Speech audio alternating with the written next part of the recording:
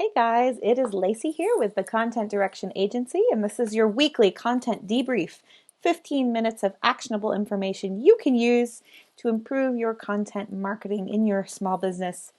If you're joining me live today, give me a like or a thumbs up in the viewer there, and if you are joining me on the replay, go ahead and give me a like or a smiley face or something as well, or leave me a comment to let me know you're here. I do read them all, and I love to see when people are joining us. So this week, what I wanted to talk about came up because a couple of weeks ago I did a speed networking event, which P.S. wasn't for me. I didn't love it. It was like speed dating. They had us on these tables. I actually have never done speed dating. I've only ever seen it on TV. Don't worry, husband. But the thing was, you had these tables, and as you went, you would kind of move down the table, and you had, I think it was 90 seconds to pitch yourself and hand over your business card. And then the idea being, if you were interested in the person, you would follow up later. Hey, Jan. And I didn't love it. Giving your 90-second elevator speech 40 times was exhausting, and it just wasn't a great fit for me. But I did meet this guy who called himself a digital marketer. He is a digital marketer. And he focuses on building websites and doing SEO and doing digital advertising and things like that. And as we were talking, he said something to me that I thought was really interesting. He was like, he said he's only been doing this for a little while. And he was like, it's like every time I turn around, there's another puzzle piece.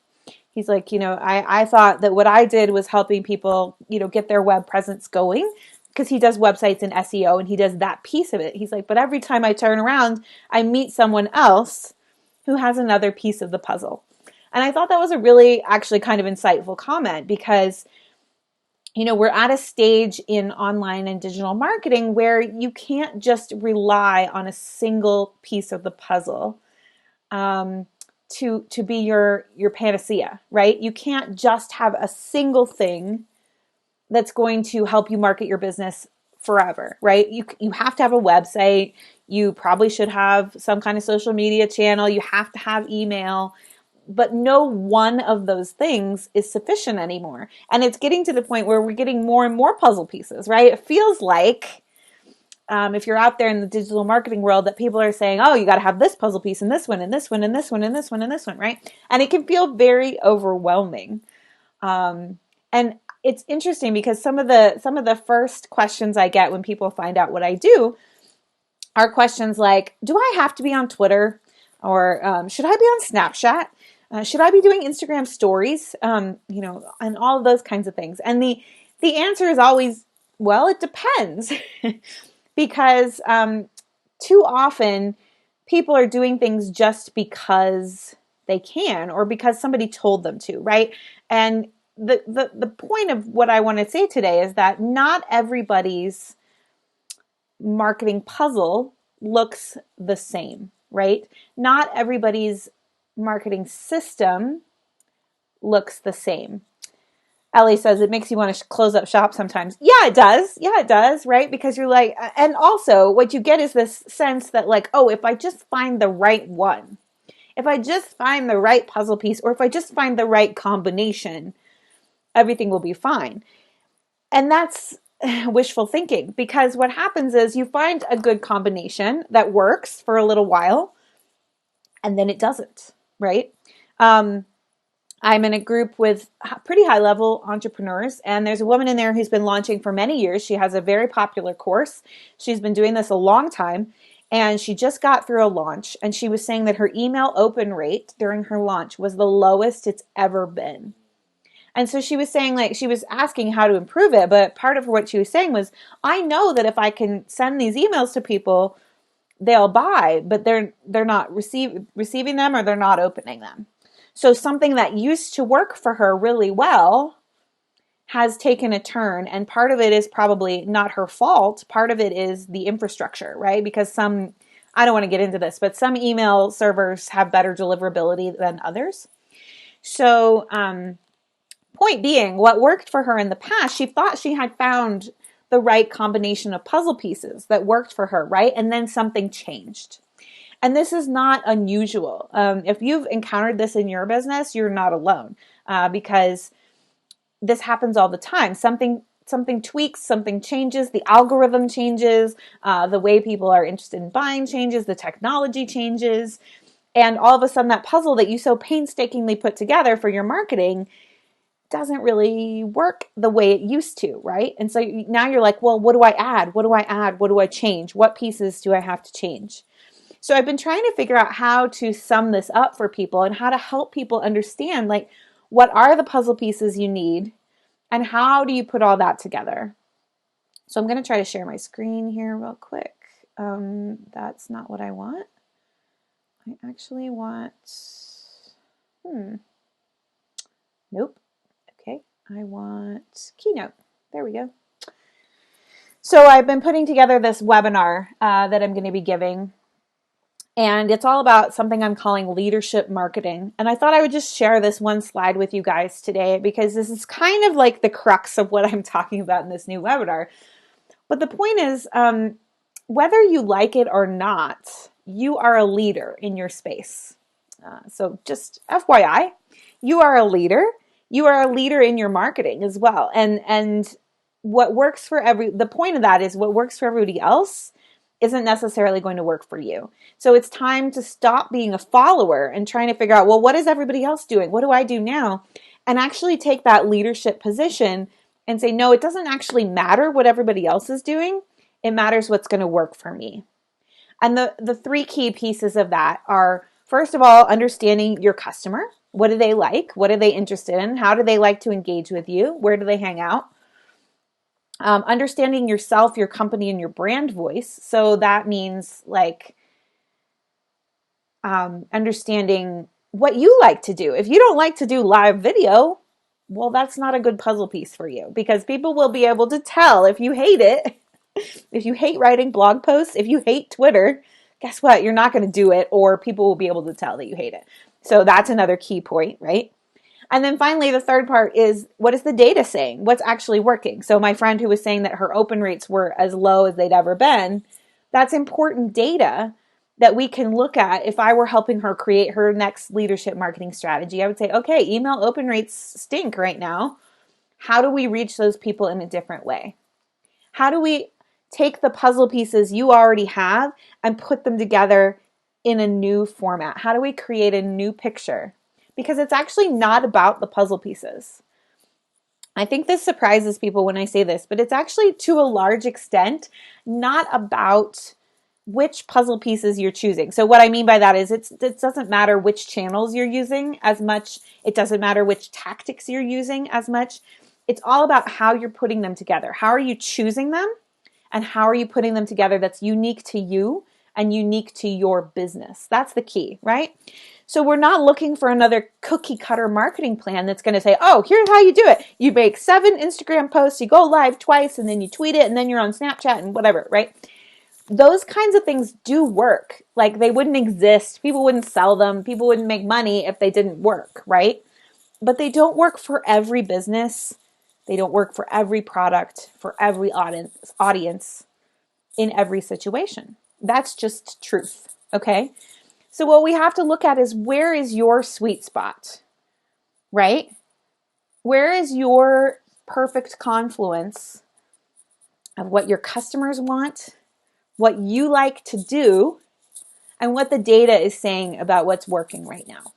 And that's what I'm calling leadership marketing, is finding that unique combination of things that are going to help you move forward, right? Because we're at this weird place in time right now where innovation is happening all around us all the time. Changes in how we market and how we advertise are happening at lightning speed. It used to take decades for a big change to take hold in the marketing and advertising space. And now it's maybe a year, right? Maybe a year and everything shifts. But when we consider things like this a little more carefully, when we consider how these things come together, then we can make more educated choices and we can figure out what your puzzle piece actually looks like. I'm actually going to skip ahead here and show you my other favorite slide because I really like the picture. Here it is. The key is like, I don't actually know what your puzzle looks like yet. Isn't that the coolest picture? Doesn't it kind of look like me? Like a tiny bit. I don't know what your formula looks like. I don't know what your puzzle pieces are. I can't just tell you like on a Facebook Live today, like, okay, here are the 7 puzzle pieces you should be putting together to create an amazing marketing plan that works. Because I don't know you yet. I don't know your business. I don't know your customers. And I don't know what the data is saying about your business or about the different tactics and channels you're using. But that's actually a good thing. Like, at least from my perspective.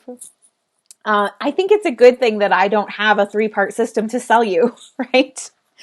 Because when clients come to me and when they work with me, they don't get just, you know, my basic formula that I give to everybody. They get a completely bespoke thing that we create together, that we co-create, that's really going to work for their business, their customer in this point of time, right? I never say to people like this marketing plan will work for you forever because I don't know. It might, like, let's hope so. Fingers crossed. But it might be that in 6 months or a year, we need to tweak it, that something's changed, that something's a little bit different. Just like everything in business, there's no way to say this is going to be true forever, right? And so we have to be willing to rearrange those puzzle pieces as needed. So my friend that was saying that her email delivery rates are so low right now, you know, if she was coming to me for strategy and saying, okay, in my next launch, how do I handle this? What do I do? Well, her first thing is obviously to tackle the tech gremlins, the tech things that are preventing her emails from getting opened. But I would also want to say to her, okay, so maybe email is not as effective for you as it used to be. Like, let's not rely on that to close sales. How else can we get a hold of these people? So, for example, I happen to know that she has a very robust Facebook presence. Could we go through and create a chat bot that would automatically chat to people who are in her Facebook group?